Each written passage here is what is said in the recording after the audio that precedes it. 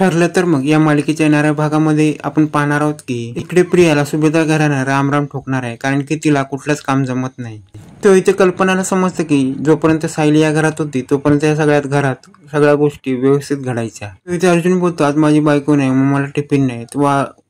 कल्पना बोलते, मग तुझी आई आहे ना, तुला टिफिन बनवून देईन. तो इमोल बोलते की तुमचा टिफिन तयार आहे, सायलीने तुमचा डबा भरून ठेवला आहे. तो इथे पूर्णही बघत राहते.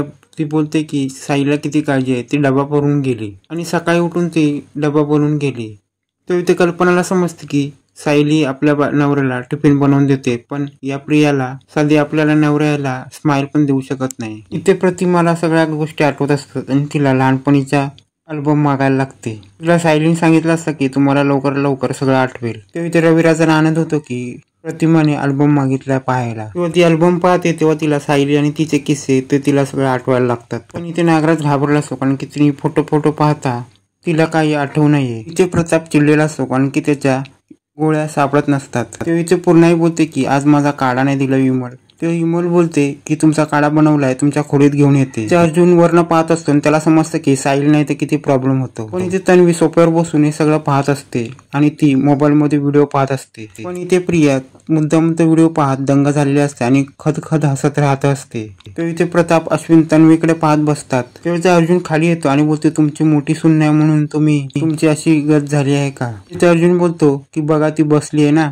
मोबाईल घेऊन, तुमची लाडकी ती सून. तिथे तन्वीला मोबाईल घेऊन व्हिडिओ पाहताना कोणाला आवडत नाही आणि ती सगळे तिच्याकडे पाहत बसतात. जेव्हा जेवणाची वेळ येते तेव्हा तन्वी पुढे येत नाही. तेव्हा विमल बोलते, तुम्ही नका काळजी करू, मी सगळ्यांना जेवण वाढते. तिथे प्रताप पूर्णाईला बोलतो की या तन्वीचं मला वागणं अजिबात आवडत नाही, कारण की तुम्ही दोघींनी या प्रियाला डोक्यावर चढून ठेवला आहे. तिथे प्रताप बोलतो की सायलीचं वागणं किती चांगलं आहे. तेव्हा ते पूर्णाई बोलते, तुला काय बोलायचं नीट सांग. तेव्हा प्रताप बोलतो की मला सांगायचं आहे की ही प्रिया या रविराज आणि या प्रतिमाची मुलगी आहे का, मला जरा संशय येतो. ते प्रतिमा सगळे फोटो पाहत असते अल्बम मधले आणि तिला वाटत असते की हे सगळं पाहून मला सायलीला भेटावंसं वाटतं. तेव्हा इथे रविराज विचार करतात की सायलीचा या फोटोशी काय कनेक्शन. पण इथे नागराजला वाटत असतं की ही तन्वीचे लहानपणीचे फोटो पाहते आणि हिला पाहावंसं वाटतंय सायलीला. असं का हो, हिला काय संशय आला काय, हिला आठवलं का हिची मुलगी खोटाटी तन्वी नसून सायली ही आहे. इथे नागराज विचार करतो की हे प्रकरण वेगळ्या वळणावर चाललंय, आपल्याला आता इथे महिपतला कॉल करायला पाहिजे. पण त्याला सगळा प्लॅन आठवलेला असतो, कारण की महिपतने ते सायलीला किडनॅप केलं असतं, पण त्याचा काय उपयोग झाला नसतो. इथे नागराज विचार करतो की लवकरात लवकर तुझा नवीन प्लॅन घडून आणणे, तर इथे काहीतरी मोठा प्रॉब्लेम होईल. इथे रविराज आणि प्रतिमा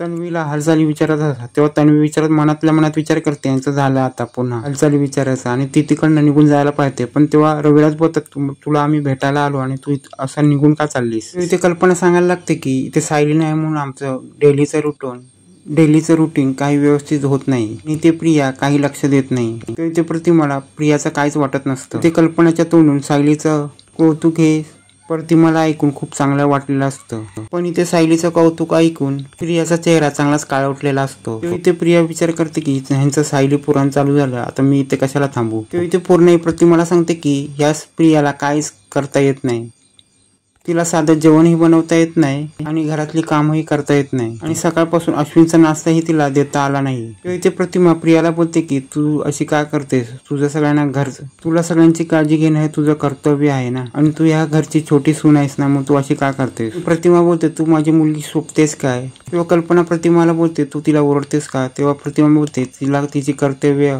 करता येत नाहीत का. इथे प्रिया बोलायला लागते, ही सायली मुद्दामून गेली आहे, कारण की तिला या घराची सगळी कामं करायला लागतात.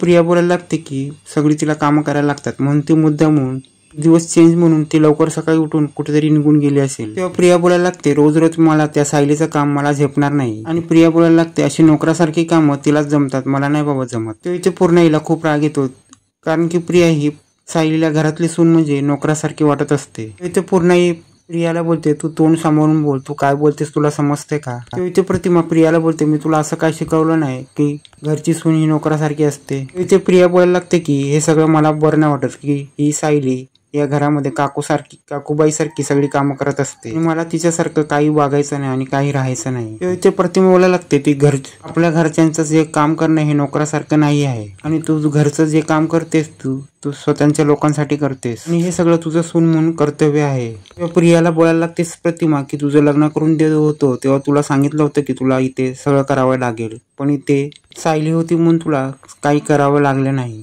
इकडे महिपत दामिनीच्या ऑफिसमध्ये आला असतो, पण इथे दामिनी वकीलनी महिपतसाठी आधीच NOC तयार केली असते. इथे दामिनी वकील महिपतला बोलते, तुम्ही आता दुसरा वकील बघा, आता माझ्याकडनं तुम्हाला NOC दिली आणि आता मी तुमची केस लढणार नाही असं बोलताच क्षणी महिपत बोलतो, असं काय तुम्ही करू नका, तुम्ही जर अर्ध्यावर केस सोडून दिली तर माझ्यावर विष खायची वेळ येईल.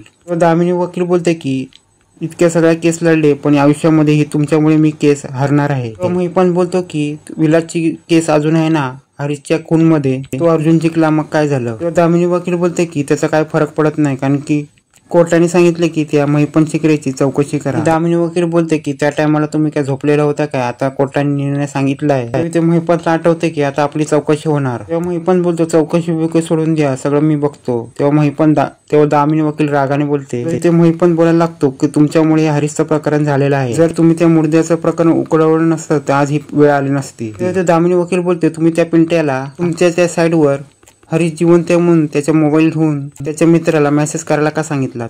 खरा बघायला गेलो त्याच्यामुळे सगळा घोळ झालेला आहे. इथे प्रताप तन्वीला बोलतो की इथे प्रताप प्रियाला बोलतो की विमलला भरपूर काम आहेत, माझा जरा योगा मॅट शोधून देशील का. तो इथे प्रिया बोलते की मला हा जरा व्हिडिओ पाहायचा आहे, तुम्ही जरा विमलला सांगाल का. तो इथे प्रताप डोक्याला हात ठेवून बसतो आणि बोलतो, हे काय चाललंय. प्रिया बोलायला लागते, आजचा योगा मॅट तुम्ही उद्या करा. इथे अश्विन बोलतो की जरा तन्वी जरा उठ, मला हॉस्पिटल जायला वेळ होतोय. अश्विन बोलतो, तू जरा माझं सगळं व्यवस्थित तयार करून दे. तेव्हा इथे अश्विन प्रियाला बोलतो, माझी तू जरा स्मूथी बनवून दे. तेव्हा इथे प्रिया अश्विनला बोलते की मी जरा व्हिडिओ मध्ये पाहते स्मूथी मध्ये काय काय असतं आणि ते मी विमलला बनवायला सांगते. तेव्हा इथे पूर्णाई प्रियाला हात जोडते आणि बोलते नमस्कार, आणि पूर्णाई बोलते, मी तुझा हात जोडते, आता तू माझा काळही बनवू नकोस. इकडे महिपतचा अर्जुनला संपवायचा प्लॅन चालू असतो आणि ते महिपतला वाटत असते की या अर्जुनला आपण जोपर्यंत संपवत नाही तर आपलं काहीच होऊ शकत नाही. त्याचा ते एक प्लॅन फसलेला असतो आणि आता तो दुसरा प्लॅन करायला तयारीत असतो आणि आता तो अर्जुनला कसं संपवायचा ह्याच्यात तो विचारत असतो. आणि आता महिपतचा पुढचा प्लॅन काय असणार पुढे पाहणे रंजकच होणार आहे.